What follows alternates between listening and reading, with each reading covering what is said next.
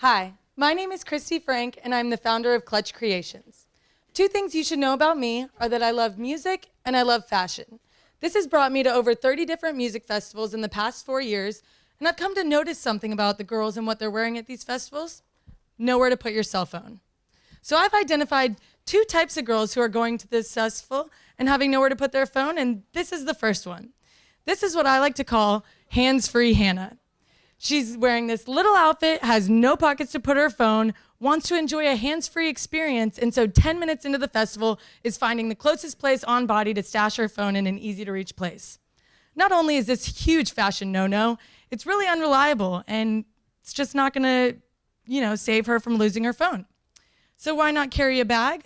Well, girls have always had the option to carry a fanny pack, a bag, or a purse, but as you can see in this picture, girls are constantly reaching in and out of their bag, and then we have that split second when we think it's not in there, leaves us just holding our phone the entire time. This is the girl that I like to call Trendy Trisha. Trendy Trisha has been planning this outfit for months ahead of time and isn't willing to compromise her festival fashion by sticking it in her cleavage, and is there left holding the phone in the hand. So how many girls are like Hannah and Trisha? Well, there's 14.7 million millennials going to at least one music festival a year, 62% of which are women, leaving 9.1 million women having this problem once a year at a festival. But one music festival is the same thing as 3 days, 3 different outfits, none of them have pockets. And girls who are in this scene will go from anywhere 5 to 10 music festivals in a summer. Ask me, I went to 12 last summer. So if you've never been to a music festival, let me explain why your cell phone is your most valuable asset at this festival. They've taken away the paper lineups, and now you've got a festival app.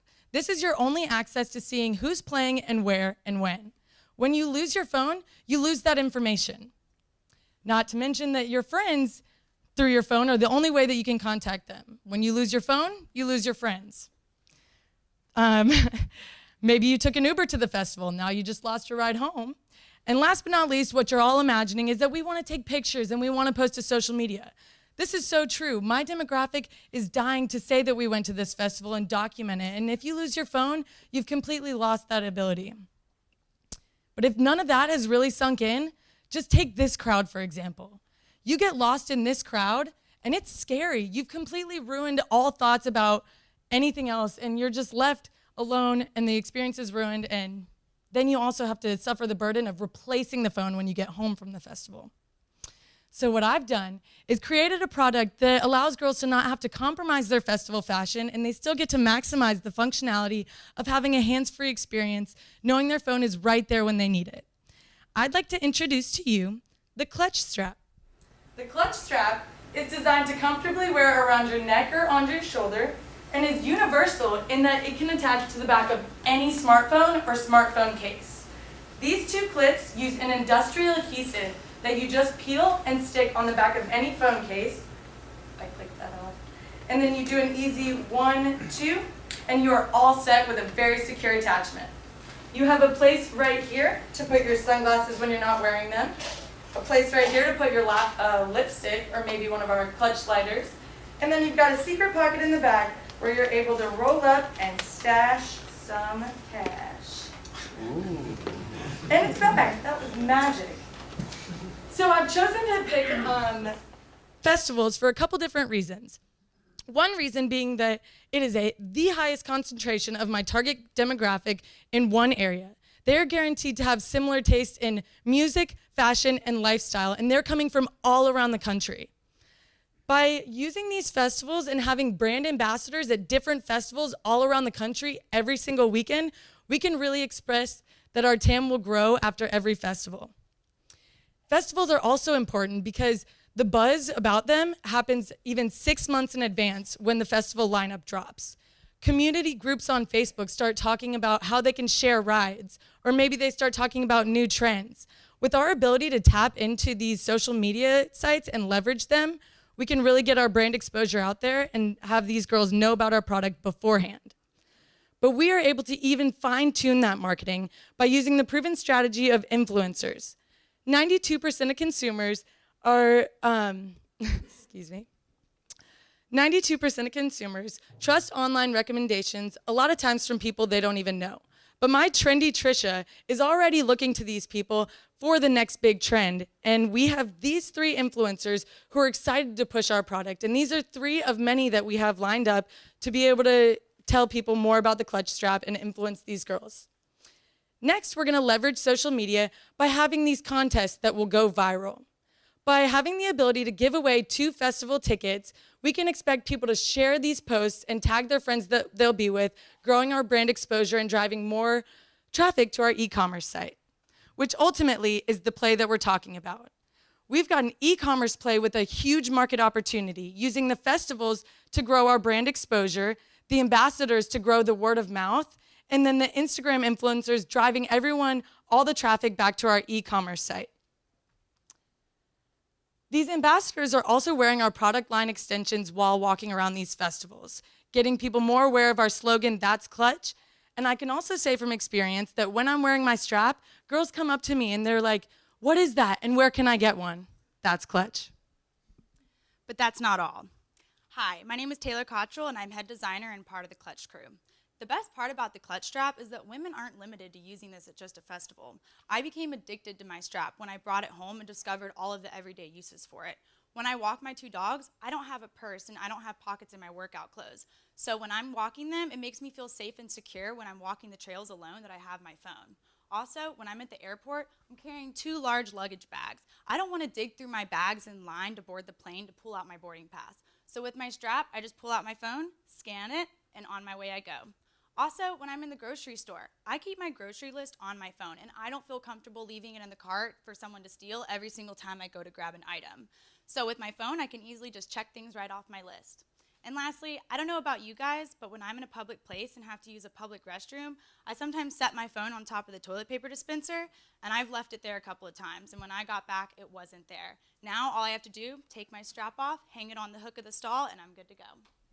Thank you, Taylor. So we figured out to prototype this product in the most cost-effective way possible. We've partnered with a nonprofit to help us through this process, and they support refugees and use donated fabrics so that we can test out which patterns, colors, and designs will be most popular when we're ready to start production. And we are ready to start production. We've got a domestic manufacturer located in South Georgia who has quick turnaround times, and we've negotiated terms with to be able to have the cost of the strap be low enough that we can turn around and have 75% margins direct to consumer. But it's not just Taylor and I. We've got an entire team, Clutch crew of 5 of us, who have expertise in the following areas and are dedicated in bringing this product to the right girl. We know how to leverage these social media sites, and we've got help in doing so. An advisory board. A team up at Pinterest in Chicago is helping us come up with a campaign to leverage their platform as well as help us with trend forecasting. Good Looks Collective is a music promotion company in New York that has ran successful contests that have gone viral, and they're helping us plan a contest for us that can go viral. And last but not least, we've been in touch with Vibration, another company that launches products directed at our very same demographic, and we've been in touch with the CEO to utilize cross-promotion and grow both of our brands. With this $10,000, we would first do our run to be able to fill the 300 pre-orders that we have existing and have enough inventory to do our 2017 festival launch. Next, we'll use paid promotion on Facebook to grow our contests even further in reach, as well as other marketing efforts. And lastly, we want to grow more brand exposure through the merchandise and the product line extensions. With this $10,000 from this competition, Clutch Creations will have the ability to bring the right product to the right person at the right time, and that's Clutch. Follow us on our social media and stay tuned for Clutch Creations coming out to a festival near you.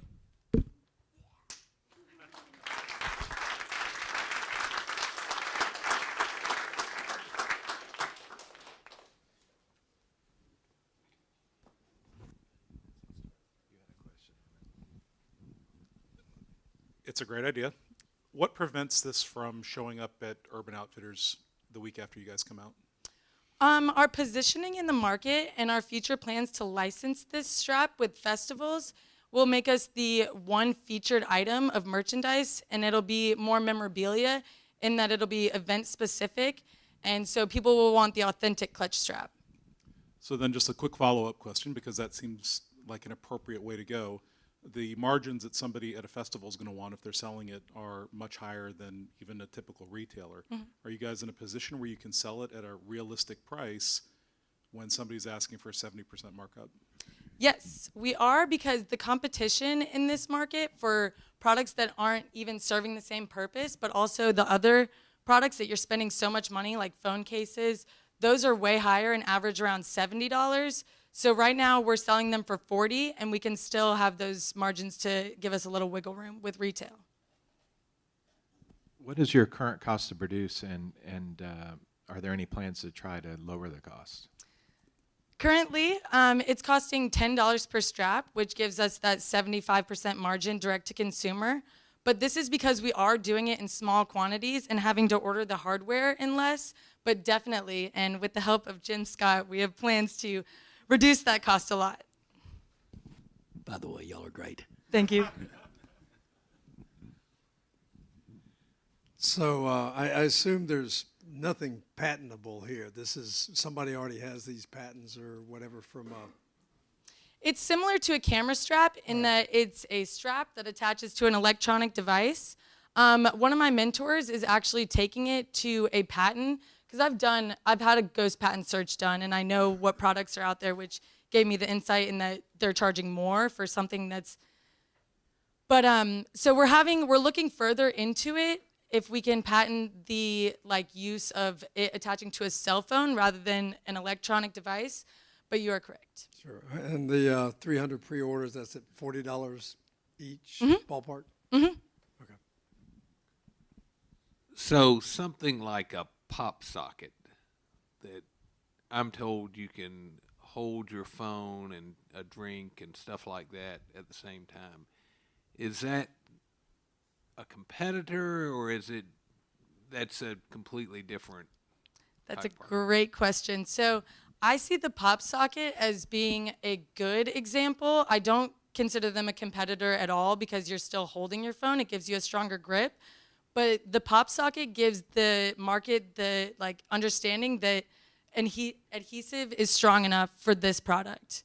So it really works in our favor that people trust the pop socket to hold their phone, because then they understand that adhesive that's used in the market is good enough.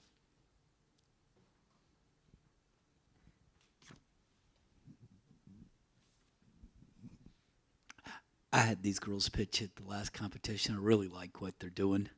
And tell these guys how many festivals you plan to run this year and how you're planning to take the product to market.